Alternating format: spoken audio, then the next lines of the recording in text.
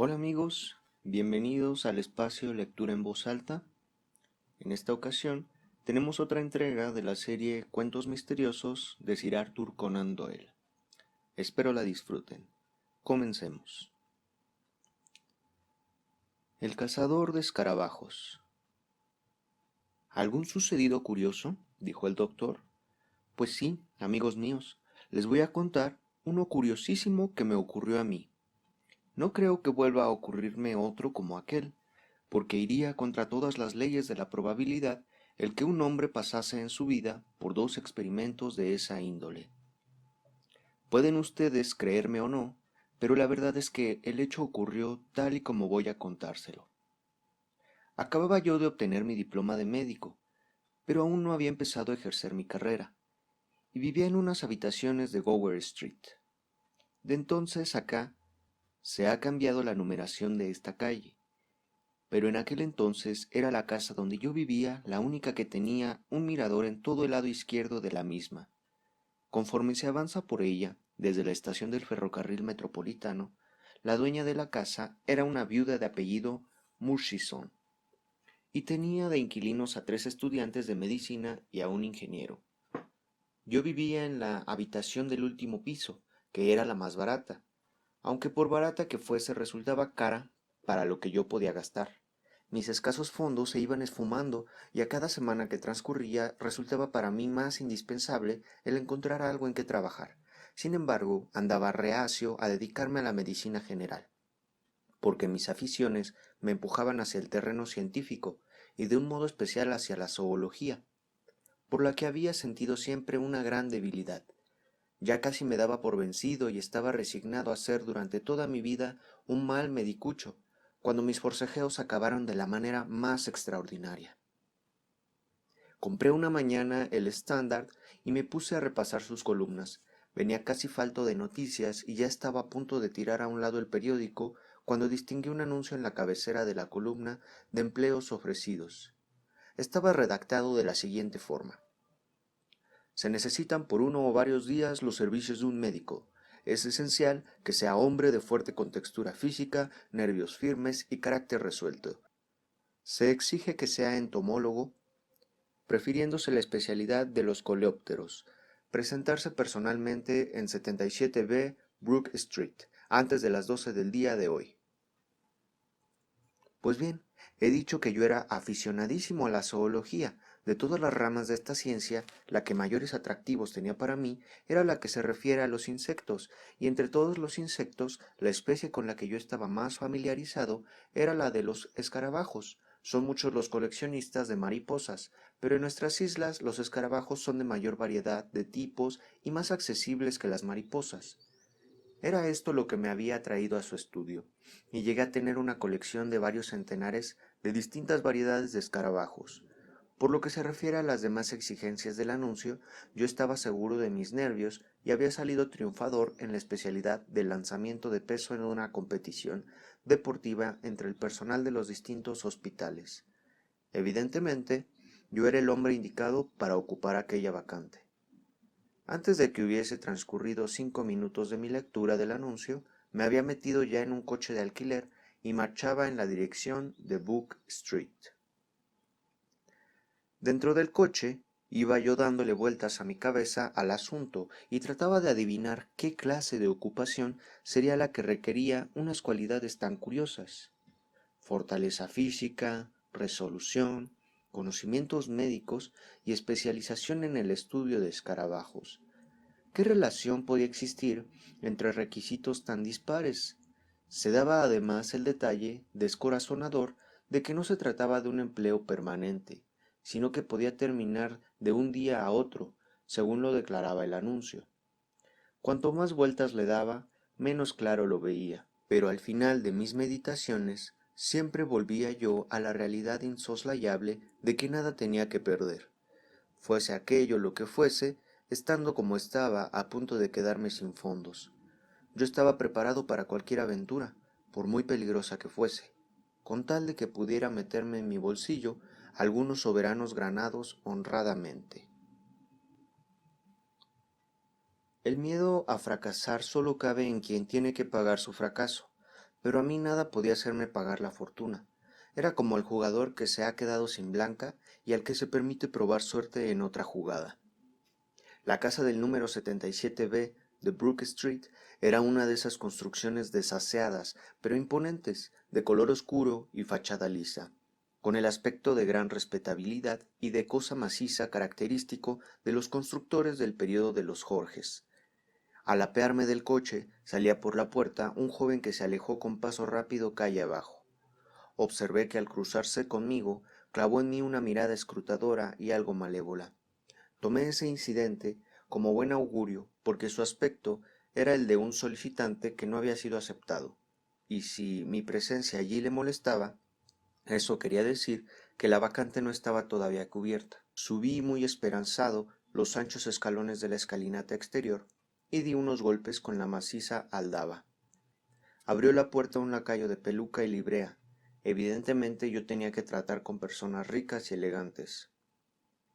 Usted dirá, señor, dijo el lacayo. He venido por el anuncio de...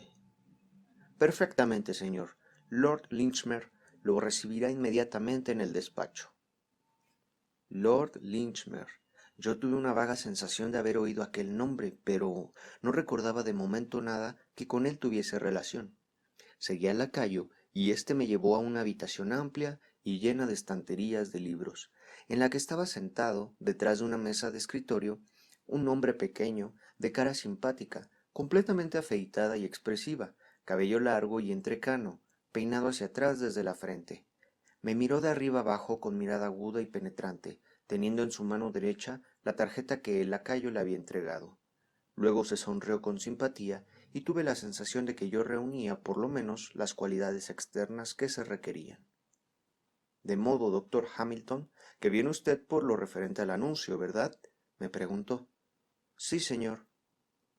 ¿Reúne usted las condiciones que aquí se exigen? Creo reunirlas. Es usted hombre fuerte, por lo menos, tal es su aspecto. Creo que soy de alguna fortaleza. Y además resuelto. Así lo creo. ¿Sabe usted, por experiencia, lo que significa el verse expuesto a un peligro inminente? No, no creo haber pasado nunca por esa situación. Pero, ¿tiene usted fe en que actuaría con rapidez y serenidad en un caso como el que le he expuesto? Espero que sí. Sí, yo creo que sí. Y mi confianza en usted es mayor porque no ha mostrado la pretensión de estar seguro de cómo se conduciría en una situación que no conoce por experiencia. Saco la impresión de que, en cuanto a cualidades personales, es usted precisamente el hombre que busco. Aclarado esto, podemos pasar a lo siguiente. ¿Y qué es lo siguiente? El que usted me hable de escarabajos. Le miré para ver si no bromeaba, pero muy al contrario. Había adelantado el busto y me miraba con expresión de ansiedad en los ojos. Me estoy temiendo que no sepa usted nada de escarabajos, exclamó. Todo lo contrario, señor, porque ese es el único tema científico acerca del cual creo tener algunos conocimientos. Sus palabras me producen verdadero júbilo. Por favor, hábleme algo de escarabajos. Le hablé. No tengo la pretensión de haber dicho ninguna cosa original en la materia, pero sí que le tracé un somero boceto de las características del escarabajo, enumerando las especies más corrientes y haciendo algunas alusiones a los ejemplares de mi pequeña colección, y el artículo sobre escarabajos enterradores, que yo había publicado en el Diario de la Ciencia Entomológica. Lord Linchmere exclamó: pero, ¿cómo? ¿También coleccionista? ¿Debo entender que se dedica personalmente a coleccionar? Solo ante aquella perspectiva le bailaban los ojos de placer. Es usted, sin duda alguna, el único hombre de todo Londres que reúne las condiciones que yo buscaba. Me imaginé que entre 5 millones de personas tenía por fuerza que existir un hombre de esas características, pero la dificultad estaba en encontrarlo. Me considero extraordinariamente afortunado con haberme puesto en contacto con usted. Golpeó un gong que había encima de la mesa y acudió el lacayo. Diga usted a Lady Rossiter que tenga la amabilidad de acercarse hasta aquí. dijo su señoría, y a los pocos momentos entró en el despacho la dama en cuestión. Era de baja estatura, edad mediana y aspecto muy parecido al de Lord Lynchmere, porque sus facciones eran igualmente rápidas y expresivas, y también sus cabellos eran grises negros. Sin embargo, la expresión de ansiedad que yo había notado en las facciones del caballero era mucho más marcada en las de la mujer. Se diría que algún gran dolor había proyectado su sombra sobre sus facciones. Cuando Lord Lynchmere hizo mi presentación, ella me miró cara a cara, y entonces descubrí, con sorpresa dolorosa, que tenía encima de la ceja del lado derecho una cicatriz de 2 pulgadas a medio curar. Estaba la cicatriz recubierta parcialmente con un parche, pero vi, a pesar de todo, que se trataba de una herida importante y reciente. Lord Lynchmere dijo: Evelina, el doctor Hamilton es el hombre que necesitamos. Se dedica ya a coleccionar escarabajos y lleva escritos algunos artículos acerca de ese tema. ¿De verdad? Exclamó Lady Rossiter. Entonces usted ha tenido que oír hablar de mi esposo. Quien sepa algo de escarabajos no puede menos de saber quién es Sir Thomas Rossiter. Por primera vez vi que penetraba un pequeñísimo rayo de luz en aquel asunto tan oscuro. Ahora sí que había encontrado una relación entre esta familia y los escarabajos, porque Sir Thomas Rossiter estaba considerado como la mayor autoridad mundial acerca del tema. Había dedicado toda su vida al estudio del mismo, y había escrito una obra que lo agotaba por completo. Me apresuré a dar a Lady Rossiter la seguridad de que yo la había leído y que la apreciaba en todo su valor. ¿Ha tratado usted personalmente a mi marido?, preguntó ella. No, no lo he tratado personalmente. Pues lo tratará usted, dijo resueltamente Lord Lynchmere. La dama estaba de pie a un lado de la mesa y apoyó su mano en el hombro de Lord Lynchmere. Cuando vi sus dos caras juntas, comprendí claramente que eran hermano y hermana. ¿Estás verdaderamente dispuesto a ello, Charles? Es un acto de generosidad el tuyo, pero que me llena de temor. Le temblaba la voz por efecto de sus recelos, y me pareció que también el hermano estaba conmovido, aunque hacía grandes esfuerzos por ocultarlo. Sí, sí, querida, este es un asunto arreglado y decidido. En realidad, yo no veo otro recurso posible. Sí que hay uno, y está muy claro. No, no, Evelina, yo no te abandonaré jamás, jamás. Todo saldrá bien. Confía en mí. Saldrá bien. Y parece como que la mano de la providencia es la que ha puesto en nuestras manos un instrumento tan perfecto. Mi posición era embarazosa, porque me di cuenta de que ellos se habían olvidado por un instante de que yo estaba allí, pero Lord Lynchmere volvió súbitamente a ocuparse de mí y de mi trabajo en perspectiva. Doctor Hamilton, lo que yo necesito de usted es que se ponga por completo a mi disposición. Deseo que me acompañe en una breve excursión, que durante la misma permanezca siempre a mi lado y que me prometa hacer, sin entrar en preguntas, lo que yo le pida, por muy disparatado que le parezca. Eso es mucho pedir, dije. Por desgracia, no me es posible concretar más, porque ni yo mismo sé el giro que pueden tomar las cosas. Puede usted, sin embargo, tener la seguridad de que no le será pedido nada que repugne a su conciencia, le aseguro. Además, que, una vez terminado el asunto, se sentirá orgulloso de haber contribuido a una obra tan buena. Si todo termina con felicidad, dijo la dama. Eso es, si todo termina con felicidad, repitió su señoría. ¿Y cuál es la remuneración?, pregunté yo. 20 libras diarias. Quedé atónito ante aquella cifra, y seguramente que exterioricé mi sorpresa en la expresión de mi cara. Lord Lynchmere prosiguió. Ya se fijaría, cuando leyó el anuncio, en que se exige una combinación de cualidades poco frecuente. Y ese hecho merece una elevada recompensa. Tampoco le oculto que sus obligaciones quizá resulten difíciles y hasta peligrosas. Además, quizá el trabajo no dure arriba de 1 o 2 días. Dios lo quiera, suspiró su hermana. ¿Podemos, pues, contar con su colaboración, doctor Hamilton? Sin género alguno de duda, le contesté. Solo queda ya que me explique cuáles son mis obligaciones. La primera de todas será que usted regrese a su casa y que disponga todo lo que crea necesitar para una breve excursión fuera de Londres. Saldremos juntos de la estación de Paddington a las 3:40 de esta tarde. ¿Vamos lejos? Llegaremos a Pangbourne. Se reunirá usted conmigo a las 3:30 en el kiosco de libros de la estación. Tendré ya sacados los billetes. Adiós, doctor Hamilton. Ahora que lo pienso, hay dos cosas que yo me alegraría muchísimo que trajese usted, si es que las tiene. Una, un estuche para coleccionar escarabajos, y la otra, una garrota, cuanto más pesada mejor.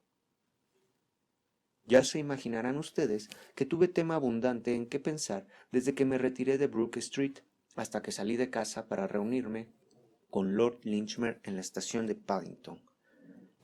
Todo aquel fantástico asunto se combinaba y se volvía a combinar de mil formas caleidoscópicas dentro de mi cerebro, hasta que ideé una docena de explicaciones, todas ellas a cual más grotescamente improbables. Pero es que tenía el convencimiento de que también la verdad suele estar a veces en algo grotescamente improbable.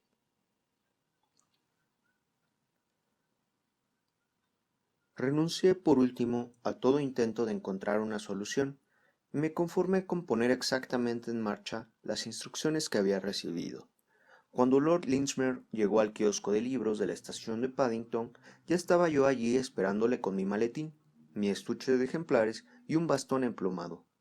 Era Lord Linchmere más pequeño todavía de lo que me había parecido, frágil y delgaducho, y daba pruebas de estar más nervioso que por la mañana. Se cubría con un ulster de viaje, grueso y largo, y me fijé en que llevaba también en la mano una pesada garrota de endrino. He sacado ya los billetes, dijo, avanzando delante de mí por el andén. Este es nuestro tren. Hice reservar un coche porque tengo un interés grandísimo en hacerle comprender bien una o dos cosas. Sin embargo, todo lo que él quería hacerme comprender bien podía decirse con una sola frase, porque se limitaba a recordarme que yo iba como protector suyo y que bajo ninguna consideración tenía que apartarme un solo instante de su lado. Me lo repitió una y otra vez cuando llegábamos ya al final de nuestro viaje, y lo hizo con una insistencia que demostraba a las claras que su sistema nervioso se había derrumbado. Sí, doctor Hamilton, estoy nervioso, dijo al fin, en respuesta a la mirada mía, más bien que a mis palabras. He sido siempre un hombre tímido, y mi timidez nace de lo endeble de mi salud física, pero el temple de mi alma es bueno, y soy capaz de decidirme a hacerme frente a peligros ante los que otras personas menos nerviosas retrocederían. Esto que hago ahora no me obliga a nadie a hacerlo, me lo impone únicamente un sentimiento del deber, y, sin embargo, es, sin género de duda, correr un grave riesgo. Si las cosas se tuercen, tendré buenos títulos para pretender el título de mártir. Aquella serie interminable de acertijos era ya excesiva para mí. Creí que estaba obligado a ponerle término y dije, yo creo, señor, que sería con mucho preferible el que usted confiase por completo en mí. Me resulta imposible actuar con eficacia desconociendo las finalidades que perseguimos y no sabiendo siquiera a dónde vamos. En cuanto a lo de dónde vamos, no es preciso andarse con misterios, dijo. Nos dirigimos a Delamere Court, casa residencial de Sir Thomas Rossiter, con cuya obra está usted tan familiarizado. En cuanto a la finalidad concreta de nuestra visita, no creo, doctor Hamilton, que se adelante nada, estando las cosas en la etapa en que se encuentran. Con que yo me confíe totalmente a usted, si puede decirle que actuamos, y digo actuamos porque mi hermana Lady Rossiter está de acuerdo conmigo, con la única finalidad de impedir que se produzca un escándalo de familia. Ya comprenderá, pues, que ande reacio a dar explicaciones que no son absolutamente indispensables. La situación sería distinta, doctor Hamilton, si yo le pidiese su consejo. Tal como se encuentran las cosas, solo se requiere su colaboración activa, y yo le haré comprender de vez en cuando cuál es la mejor manera de que usted colabore. No quedaba más que decir, y aunque una persona pobre puede pasar por muchas cosas cuando se le pagan 20 libras diarias, me pareció no obstante que la actitud de Lord Linchmere con respecto a mí era bastante mezquina. Él pretendía hacer de mí un instrumento pasivo, algo así como una garrota de endrino que llevaba en la mano. Sin embargo, yo comprendía que, dado su carácter emotivo, le tenía que resultar odioso cualquier escándalo, y me dije para mis adentros que sólo me haría sus confidencias cuando ya no tuviese otro remedio. Tenía, pues, que fiar yo en mis ojos y oídos para la solución del misterio, aunque estaba seguro de que mi confianza en ellos no sería vana. Delamere Court está situado a 5 millas largas de la estación de Pangbourne, y cubrimos la distancia en un carricoche abierto. Durante el trayecto, Lord Linchmere permaneció profundamente abstraído y no despegó los labios hasta que ya estábamos próximos a nuestro punto de destino. Si habló fue para darme un dato que me sorprendió. Quizá no sepa que yo también soy médico, como usted, me dijo. En efecto, señor, no lo sabía.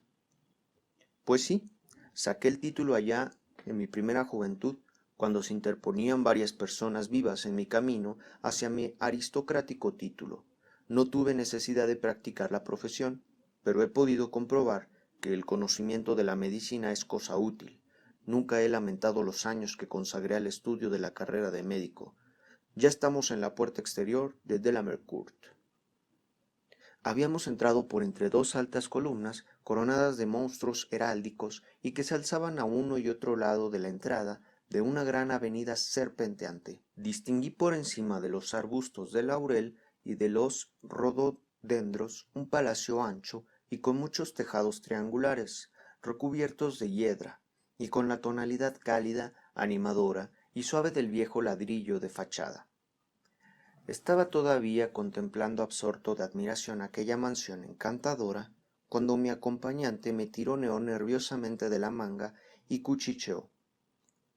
Ahí tenemos a Sir Thomas. Por favor, hable todo cuanto pueda de escarabajos. Por una abertura del seto de arbustos de laurel había surgido un hombre alto, enjuto, curiosamente anguloso y huesudo. Empuñaba una escardilla, y sus manos estaban revestidas de guantes de jardinero. Un sombrero gris de anchas alas proyectaba sombras sobre su cara, pero me pareció ésta de una extraordinaria austeridad, con barba rala y facciones ásperas e irregulares. El carricoche se detuvo, y Lord Linchmere saltó a tierra, exclamando cordialmente: «¿Qué tal vamos, mi querido Thomas?». Pero la cordialidad no era en modo alguno recíproca. El propietario de la finca me miró fijamente por encima del hombro de su cuñado, y yo pude captar algunas frases sueltas como deseos bien conocidos, odio a la gente extraña, entrometimiento injustificable, totalmente inexplicable.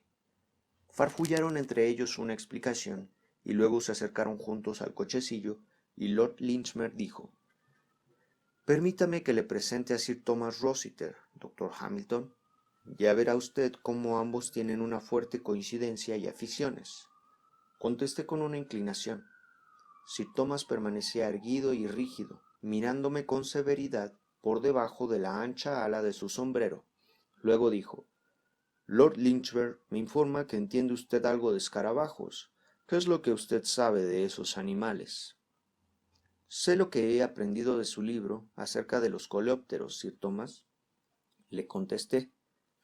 «Cíteme los nombres de las especies más conocidas del escarabajo británico sagrado», me dijo. Yo no esperaba verme sometido a un examen, pero estaba por suerte preparado para sufrirlo. Pareció que mis contestaciones le agradaron, porque se suavizó la severidad de sus facciones y me dijo: «Por lo que veo, ha sacado usted algún provecho de la lectura de mi libro, señor». Me resulta cosa rara el tener ocasión de hablar con una persona que se interesa de una manera inteligente en esta clase de temas. Las gentes saben encontrar tiempo para insignificancias como el deporte o la vida de sociedad, y sin embargo pasan por alto a los escarabajos. Le aseguro que la mayor parte de los imbéciles que viven en esta región no sospechan siquiera que yo haya escrito en mi vida un libro, yo, el primero que ha descrito jamás la función de los élitros, Me alegro de conocerle, señor, y no dudo de que podré mostrarle algunos ejemplares que le interesarán. Subió al coche y vino con nosotros hasta la casa, explicándome algunas investigaciones realizadas últimamente por él acerca de la anatomía de la escarabaja. He dicho ya que sir Thomas Rossiter llevaba en la cabeza un ancho sombrero echado hacia adelante. Al entrar en el vestíbulo se descubrió y me di cuenta en el acto de una característica singular, que el sombrero me había ocultado. Su frente, naturalmente alta, y que lo parecía más aún debido a la entrante que formaban sus cabellos, estaba en un estado de continuo movimiento, debido a alguna enfermedad nerviosa. Los músculos se mantenían en un espasmo constante, que en ocasiones se exteriorizaba únicamente con una ligera contracción y otras con un curioso movimiento rotativo, distinto de todo cuanto yo había visto en mi vida. Esa particularidad quedó sumamente visible cuando se volvió hacia nosotros, después de entrar en su despacho, y chocaba todavía más por contraste con sus ojos duros, que miraban por debajo de aquellas cejas palpitantes. Lamento que Lady Rossiter no se encuentre aquí, para ayudarme a hacer grata su estancia, dijo. A propósito, Charles, dijo Evelyn algo acerca de la fecha de su regreso. Desea permanecer todavía en Londres algunos días más, contestó Lord Linchmere. Ya sabes que los deberes sociales de las señoras se acumulan cuando permanecen ausentes en provincias algún tiempo. Mi hermana tiene en la actualidad muchas viejas amistades en Londres. Bien, ella es dueña de su persona y yo no desearía alterar sus proyectos, pero me alegraré de verla otra vez por aquí, porque me siento muy solitario sin su compañía. Esos fueron mis temores, y eso ha sido en parte lo que me ha hecho venir. Mi joven amigo, el doctor Hamilton, se interesa tanto en el tema que tú has llegado a dominar que me pareció que no tendrías inconveniente en que me acompañase. Llevo una vida retirada, doctor Hamilton, y cada vez es mayor mi aversión a ver gente extraña, contestó el dueño de la casa. A veces me ocurre pensar que ya mis nervios van flaqueando. Los viajes que en mi juventud hice para reunir ejemplares de escarabajos me obligaron a visitar muchos países insanos y en los que reina la malaria. Sin embargo, siempre recibo con agrado a un hermano en aficiones coleopteristas como es usted, y veré con placer que examine usted mi colección. Sin exageración alguna, creo que puedo calificarla de la más completa que hay en Europa. Lo era sin duda. Disponía de un inmenso armario de roble dividido en estrechos cajones, y allí, cuidadosamente clasificados y etiquetados, había escarabajos procedentes de todos los rincones de la tierra, negros, pardos, azules, verdes y moteados. De vez en cuando, a medida que pasaba su mano por encima de filas y más filas de insectos ensartados, echaba mano a algún ejemplar raro, y manejándolo con el mismo cuidado y reverencia que si se tratase de una reliquia preciosa, se extendía en explicaciones acerca de sus características y de las circunstancias en que llegó a poder suyo. Evidentemente era cosa extraordinaria para él tropezar con un oyente que le escuchase con simpatía, y habló hasta que el crepúsculo primaveral se cerró, convirtiéndose en noche, y el gong anunció que era hora de vestirse para ir a la mesa. Lord Linchmere no dijo nada en todo ese tiempo, pero permaneció al lado de su hermano político, y yo lo sorprendí dirigiendo constantemente miradas rápidas, curiosas y escrutadoras a la cara de éste.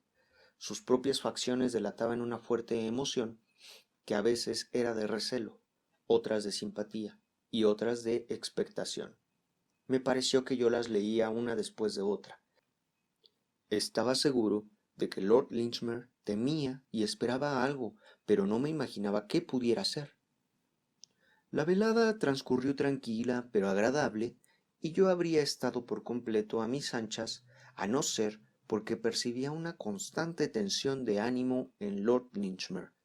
En cuanto al dueño de la casa, me pareció que ganaba en aprecio dándose a conocer. Hablaba siempre con cariño de su esposa ausente y también de su hijito, al que había enviado hace poco al colegio. Dijo que la casa no parecía la misma faltando ellos. Los días le habrían sido insoportables si no hubiera podido dedicarse a sus estudios científicos. ahora que estaba solo. De sobremesa pasamos algún tiempo en el salón de billares, fumando, y por último nos acostamos a una hora temprana. Solo entonces, y por primera vez, cruzó por mi imaginación la sospecha de que Lord Linchmere era un lunático. Una vez que el dueño de la casa se hubo retirado, Lord Linchmere se metió en mi dormitorio y me dijo en voz baja y hablando precipitadamente: Doctor, es preciso que venga conmigo. Tendrá que pasar la noche en mi dormitorio. ¿Qué significa eso? Prefiero no explicárselo, pero le diré que esta es una de sus obligaciones. Mi habitación está aquí al lado y podrá volver a esta suya antes de que venga por la mañana el criado a despertarlo. Pero, ¿por qué es preciso hacer eso? Pregunté. Porque me pone nervioso el quedarme solo, me contestó. Ahí tiene usted cuál es el motivo, ya que exige el conocerlo. Aquello me pareció una locura, pero el argumento de aquellas 20 libras se sobreponía a muchas objeciones. Le seguí a su habitación y ya en ella le dije: Bueno, pero en esta habitación solo hay una cama. Porque solo uno de nosotros ha de acostarse en ella, me contestó. ¿Y el otro? Debe permanecer de centinela. ¿Por qué? Exclamé yo. Cualquiera diría que espera una agresión. Quizá la espero. En tal caso, ¿por qué no cerrar la puerta? Es que quizá quiero ser agredido. Aquello parecía cada vez más un loco. Sin embargo, no me quedaba otro recurso que ceder y someterme. Me encogí de hombros y me senté en el sillón junto a la chimenea apagada, preguntando con desagrado: ¿De modo, pues, que debo permanecer de vigilante? Dividiremos la noche en 2 guardias. Si usted vigila hasta las 2 de la madrugada, yo montaré la guardia el resto de la noche. Perfectamente. Pues entonces despiérteme a las 2. Así lo haré. Manténgase con el oído bien atento y en cuanto escuche usted algún ruido, despiérteme en el acto. En el acto, repito. Puede estar seguro de que así lo haré. Yo procuré adoptar una actitud la más solemne que pude. Y por todo lo que más quiera, no se duerma, me dijo mi acompañante. Acto continuo, despojándose únicamente de su smoking, se cubrió con la colcha y se dispuso a pasar la noche. Pasé unas horas de vigilia melancólica, tanto más melancólica cuando estaba convencido de que aquello era una estupidez. ¿Cómo diablos Lord Linchmere no cerraba la puerta de su dormitorio y se protegía con ese modo contra todo peligro, suponiendo que, por cualquier razón que fuese, tenía motivos para recelar que estaba expuesto a alguno dentro de la casa de Sir Thomas Rossiter? Su explicación de que quizá lo que deseaba era ser agredido resultaba absurda. ¿Por qué podía desear ser agredido? ¿Y quién deseaba que le agrediese? No cabía duda de que Lord Linchmere sufría alguna manía extraña, cuya consecuencia era el que yo no descansase durante la noche, por un imbécil pretexto. Pero, por absurdo que aquello fuese, decidí obedecer sus instrucciones al pie de la letra, mientras permaneciese al servicio suyo. Me senté pues junto a la chimenea apagada y me dediqué a escuchar las sonoras campanadas de un reloj que debía estar más allá en el pasillo, y que sonaba, después de un ligero gargarismo, cada cuarto de hora. Fue una vigilia interminable. Fuera de aquel único reloj, reinaba por la enorme casa un silencio absoluto. Una lámpara pequeña, colocada sobre la mesa que tenía yo junto a mi brazo, proyectaba un círculo de luz alrededor de mi sillón, pero dejaba envueltos en sombra los ángulos de la habitación. Lord Linchmere, acostado en la cama, respiraba pacíficamente. Sentía envidia de su sueño, sosegado.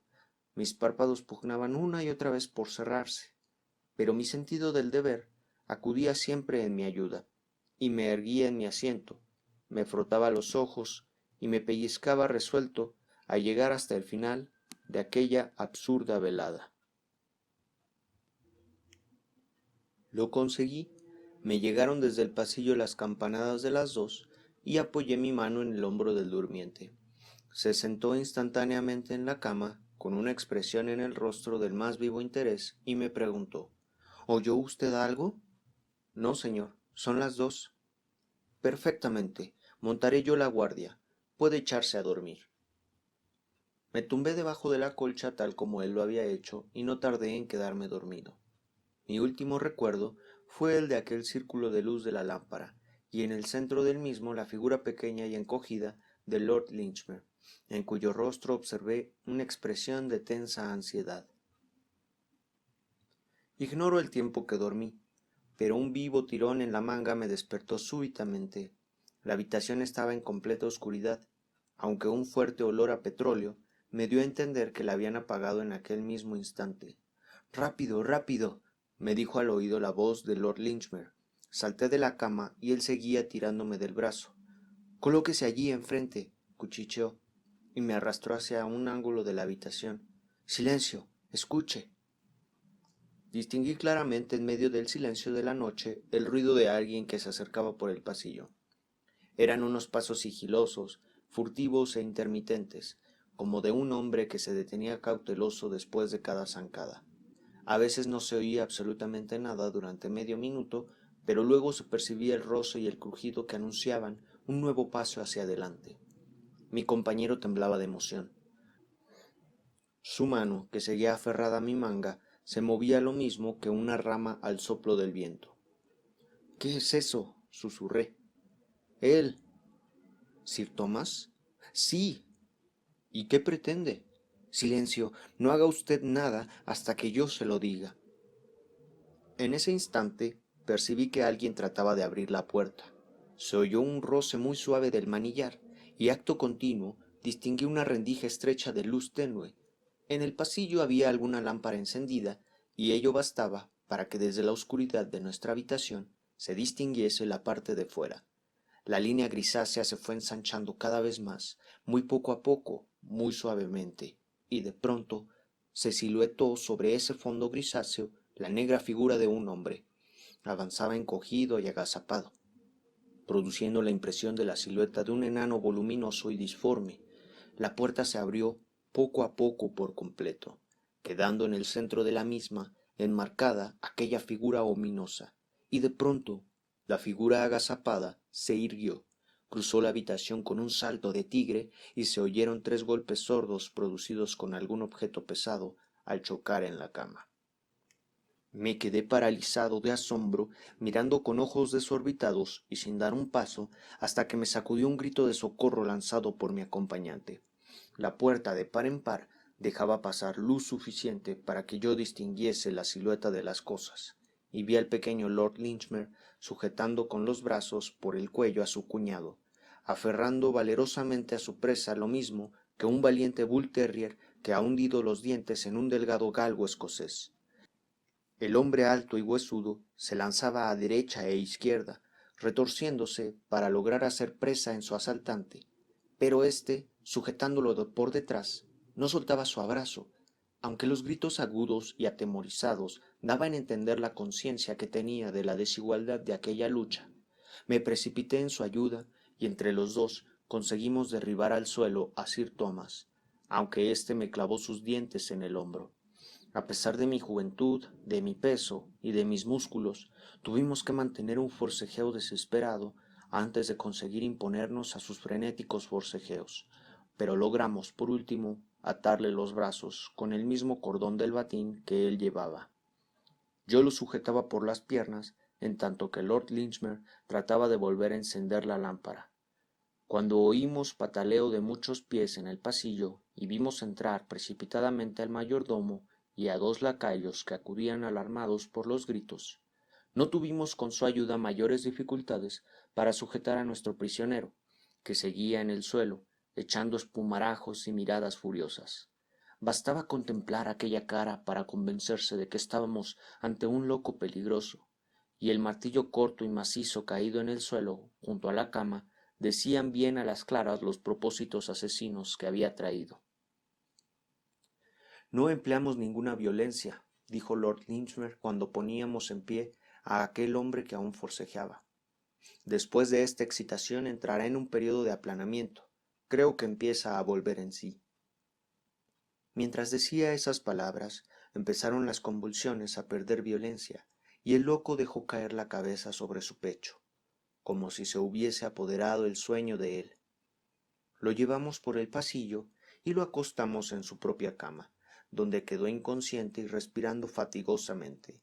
Lord Linchmere dijo: Os quedaréis dos de vosotros vigilándolo, y ahora, doctor Hamilton, si tiene la amabilidad de acompañarme a mi habitación, le daré una explicación que quizá demoré demasiado por mi horror al escándalo.